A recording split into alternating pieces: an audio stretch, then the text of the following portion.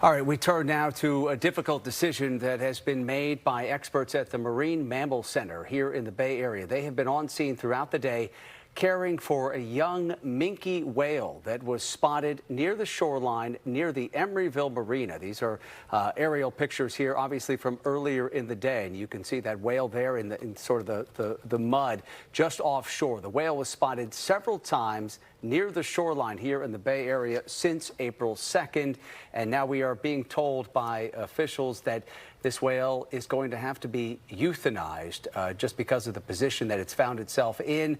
Necropsy is going to follow that euthanization to try to determine the cause of the whale's failing health. Yeah, obviously a lot of people, though, in the area were sort of struck, Alex, a few days ago when they started seeing this whale. It seemed to be in okay health, right? Just maybe a little stuck.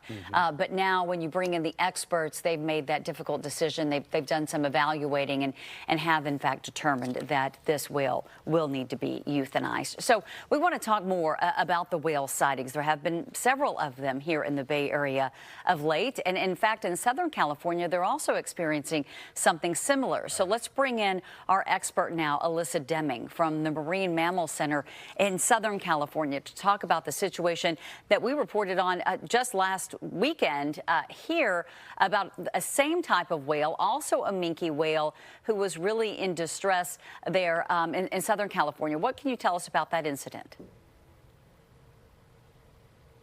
So there was a minke whale that was reported in the port of Long Beach free swimming for several days. And over the weekend, it was found deceased down in the port in an area that allowed us to perform a necropsy on the whale. So there's still a lot that we need to determine with the testing and the samples that we collected from the whale out in Long Beach to be able to understand what exactly was going on with it. But it's not very normal for these animals to be swimming around in ports and marinas, especially for longer periods of time. So we're concerned there was something wrong with the whale. Yeah. So how is the decision made by the Marine Mammal Center officials who are on the ground here in the Bay Area? How do they make the decision about the health of this particular minke whale to make the determination that it needs to be euthanized? Well, the Marine Mammal Center has veterinarians that are leaders in the field of whale medicine and kind of being able to assess what's going on with that whale and to determine what's in the best interest of that whale to ensure that if it is not savable, that they can help facilitate a way to end that animal's suffering. So I have no doubt that if the decision to euthanize that whale has been made, it was the result of the veterinarians making an assessment that it was in the best interest of that animal. I know when we reported on the situation there in Long Beach over the weekend, we talked about the possibility of domoic acid playing a role here. Is that what you suspect?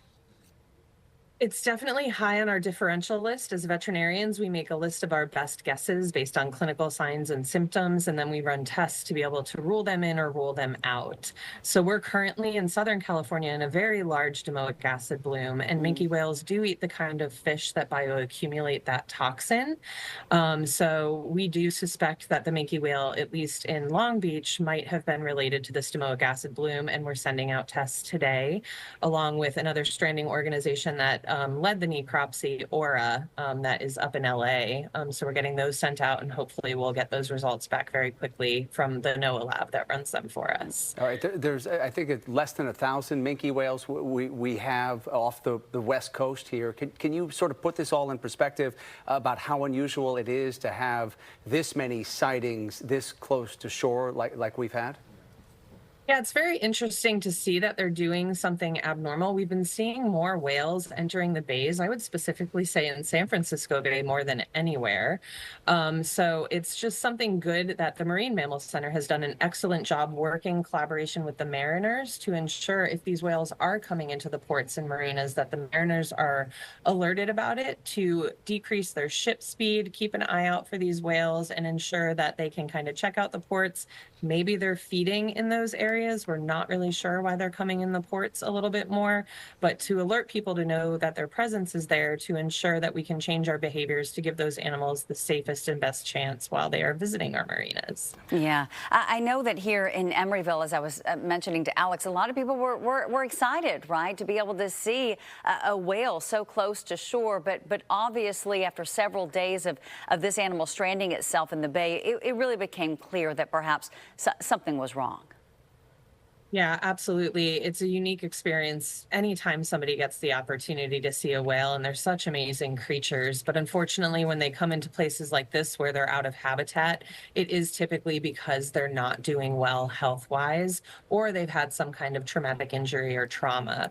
So I have no doubt the Marine Mammal Center will perform a very thorough necropsy after humanely ending this animal's suffering to help determine what caused this animal to strand, and then to prevent whatever caused this animal's stranding in the future to help save animals that do happen to come into the bay. Yeah, and hopefully we can get some more answers here, but obviously a difficult decision for the marine mammal veterinarians there on the ground. We appreciate your time and the perspective. Alyssa Deming from the Marine Mammal Center in Southern California joining us live. Thank you. Thank you.